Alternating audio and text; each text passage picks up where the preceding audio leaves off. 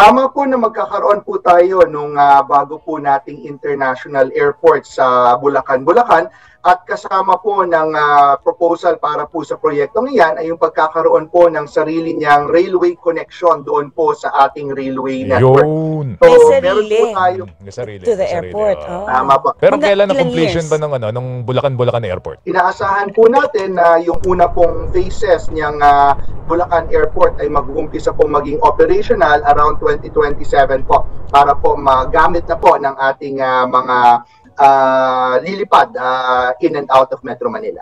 Pero nakikita mo yung elevation niya sa tubig, yung pagtatambak. So yung mga tinatambak nila dyan buhangin, galing ko yan sa may parte ng Cavite. Siguro ang address yan, Cavite na yan. Yung New Manila Airport na yan, dapat Cavite ng address dyan eh. Ang tinatambak nila dyan. Galing sa Cavite yung mga buhangin dyan. Nilipat na nila yung mga buhangin ng Cavite.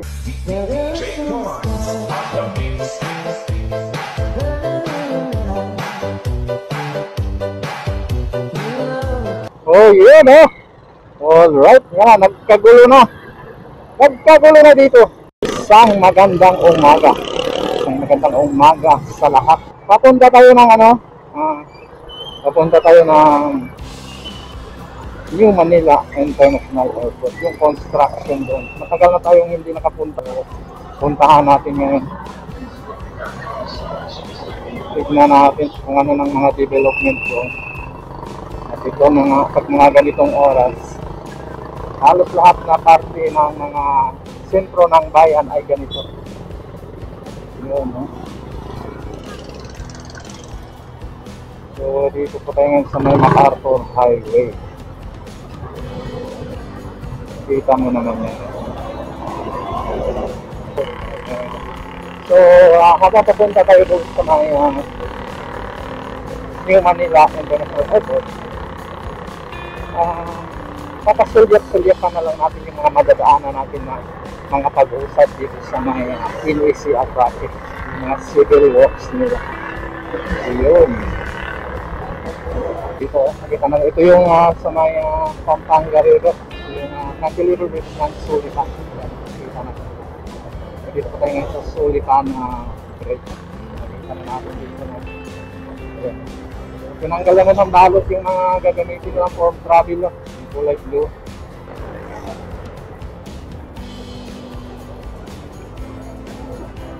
So yun, dire-diretso lang tayo, no? Makikita natin dito na may mga bahagi na libre yung kalsada at pag medyo malapit-lapit ka na sa may mga bayan, so doon yung nagkakaroon na naiipon yung mga maraming sasakyan. Daming buko. Deliver ko ng buko. Matagal na tayong hindi nakapunta doon sa may New Manila Airport, no? Dahil dito tayo laging nag-aamot sa may kita mo ba yung nakikita ko? Kaya pala na-traffic, mayroong nagdi-deliver ng gantry. Oh my goodness. Patay. Hanggang ano yan? Malulus yata dadali nila yan. Oh my goodness. Yun o, kikita na natin. Pinatigil yung mga, ayan, nakaharang. Yung gantry mo doon sa ano. Kita lang kung saan papunta. Nakita natin yung buntot ng hauler. Yun, kaya pala nahinto yung mga sasakyan. Nakita nyo ba yan? Keep distance over size load. Yan, oversize talaga ito. Oh my goodness. Yan o. So, ang laki ng gantry. Ay, gantry. Box girder. Oh. Sige lang. Ngayon kung mapunta tayo ng New Manila International Airport, lagi nating maano yung may nagde-deliver ng box girder. Naalala nyo dati? So, ganun din ang nangyari dati. So, subukan nating umuuna dito. Malayo sa yung pupuntahan natin. Hanap lang tayo ng tempo. Nawala na yung nila, yung convoy. ay ano, ang tawag doon? Yung nagka-traffic jam. Yun o, laki nito. Ito yung iba ang size niya, no? May hanap kang gilid sa gitna. So, ngayon na kami, malayo pa ang papuntahan ko. Yan, dito yan. Dalawa sila. Unahan na natin dahil mabagal sila. Malaki nun, alam niyo ba kung ilang tons yung isang segment ng back girder. Napakabigat nun. Nung nakita nga natin yan doon sa may bahagi ng Santo Tomas, kaunting giwang nga lang nung truck, talagang ganun. Talagang maririnig mo yung anong tawag doon, yung parang gumagalaw yung yung tunog ng mabigat ang karga, parang may naiipit na ganun kabigat po yung box girder na yun. Lumampas na sila ng Vista Mall. Ito po yung gantry na kulay yellow. Ayan o. Dito natin nakikita yung gantry yellow Sana kayo? Ito. Ayun. Aninag ko na. Nasa Ayan o. Ito yung gantry number 3 ng CPE1 yan HMDGB. So andito na sila lumampas na sila nung yellow na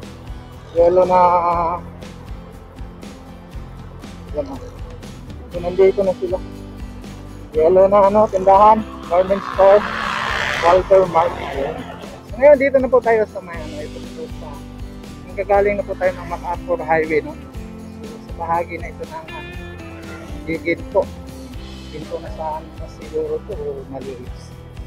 So, papunta tayo doon sa may ginagawang New Manila International Airport. At sisilipin natin ulit yung ginagawang reclamation doon para sa world class na airport. So, dito po tayo dumaan dahil bihira ng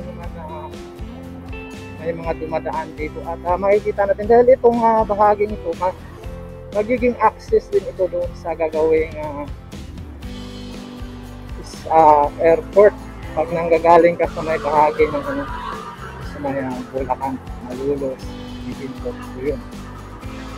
Dahil connected naman yung mga expressway doon sa may airport at magiging connected at itong mga railway natin. So pag ikaw malayo ka doon sa mga expressway, kailangan ipang pupunta doon railway para so, kung malapit ka lang dito sa kalsada na to, maaaring magiging access ito. So, makikita natin. So itong bahaging ito ay simentado naman. At yun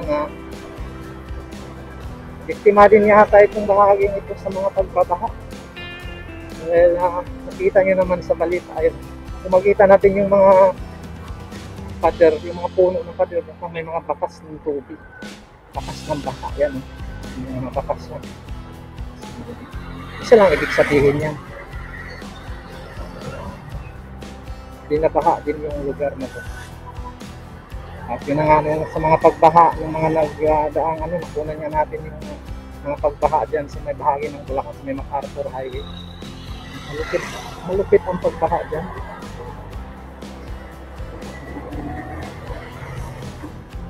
At yung ibang sinasabi nga dahil sa reclamation ng New Manila International Airport, kaya nagkakaroon ng pagbaha. At pinaliwanag naman ng San Miguel Corporation CEO kung anong mga hakbang na ginagawa nila para maiwasan ito ng pagbabaha. Dahil yung iba nga, ang tinuturo na dahilan daw ng pagbabaha ay yun, reclamation.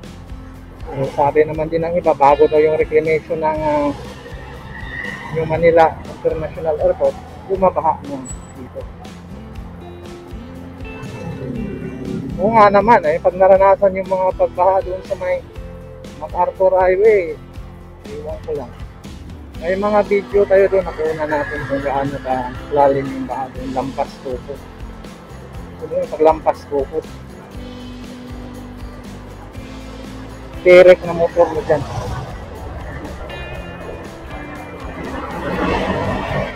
So, makatapos ito nga dinadaanan natin, magiging access dito. Pwede kang dumadaan dito. Papunta ng ano, Talitip. Papunta ang Bulacan.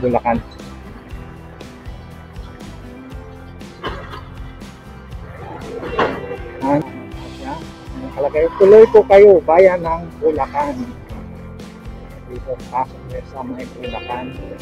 Kung saan ay doon sa Barangay Talitip. Ginagawa nga yung reclamation ng New Manila International Airport. Sabi nga, world class na airport yung gagawin doon. Tignan natin, matagal na rin tayong hindi nakabalik doon. No? Ayan, ito yung madadaanan natin dito. Bali, tuwi lang magsalubong. Pero simentado siya. Dahil nga probinsya, marami siyang mga puno. Yan, kita natin yung mga puno dito sa may. So yun, papunta po tayo ng New Manila International Airport. Sa may Barangay Talitip. Doon tayo makimarites ngayon kung ano na ang development doon sa ginagawang reclamation nila para sa Ikapayong Airport. So, nandito po tayo sa may Barangay Bambang. Barangay Bambang yung napasukan natin dito. So, mga bahaging ito, maaaring magiging access ito papunta sa airport. Dahil hindi naman lahat na papunta ng airport ay malapit doon sa mga expressway, malapit doon sa mga train station. Although connected itong New Manila Airport sa mga expressway at saka sa mga railway natin. Paano pag yung malayo ka doon sa mga mga papasukan ng lugar na ito? Dito kadadaan sa mga national road, sa mga access na walang bayad, kagaya dito. Yun, dito kadadaan. Itong dinadaanan natin, ito yung magiging pwede mong daanan pag matapos na yung New Manila International Airport. So, ilang ito magkasalubong pag malalaking truck. Gilid-gilid ka. Yan may nakita na. Maraming salamat. Yan, nagpasalamat na sila. At dito may mga nagtitinda dito ng isda, ng talaba. Yan. Maraming salamat. Nagpapasalamat na yun. Ayan may pispan dito. Barangay Pires yung nabasa ko. Barangay Pires daw ito.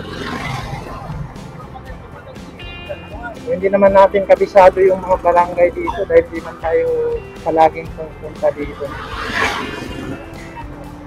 Nagpapasalamat na yung Barangay Bambang. Dito muna dito yung halimuyak ng hangin. Ano ba yung sa may dagat pag yung nainitan yung dagat yung singaw ng niya. So ito yung mga malalanghap mo dito. May dagat na dito.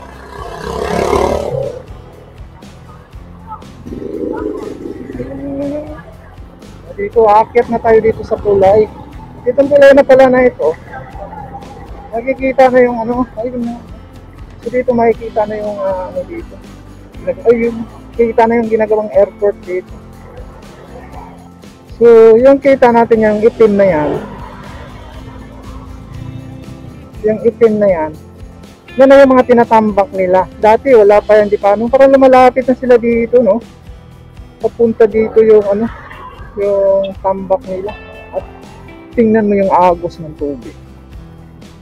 Yung agos ng tubig ay papunta doon sa dagat. Lakas. Kita nyo ba yung agos ng tubig? Lakas, papunta doon sa dagat. Grabe, may lansa pa doon. So yun po yung kulay dito na madadaanan mo pag nanggagaling ka sa bahagi ng yung dinadaanan natin. Dahil pag nanggaling ka sa may Metro Manila, doon ka naman sa kabila. Sa kabilang kulay naman yung dadaanan. So ngayon,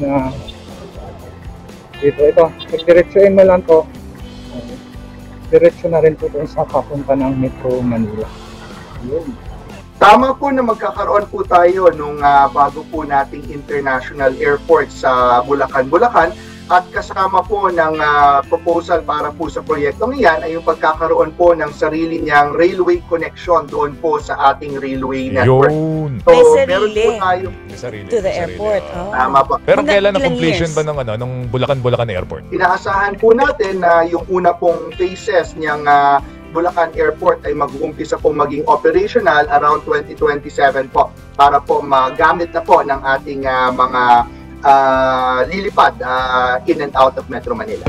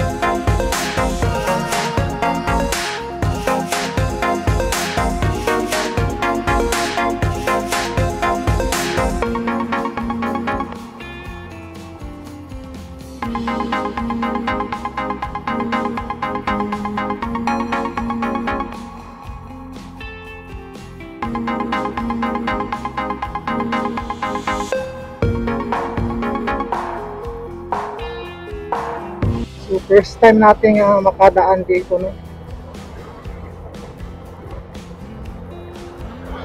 Nasa gitna ng palaisdaan. So ito ang dinadaanan natin sa direksyon na po ito papuntang Maynila.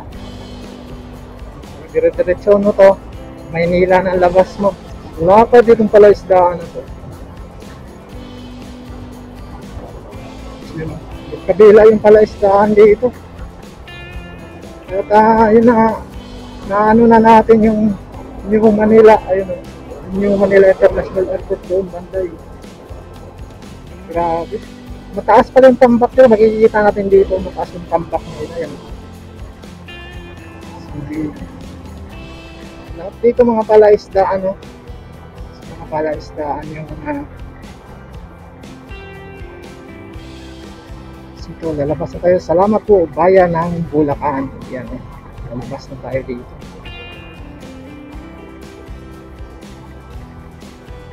Salamat, bayan ng Bulacan. Yun. So, ito yung kulay violet. Yun. Fishport pala. So, yan.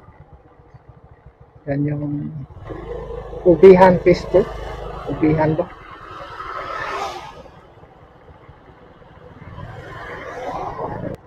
So yan po yung dito, no? May ginagawa dito. Yan.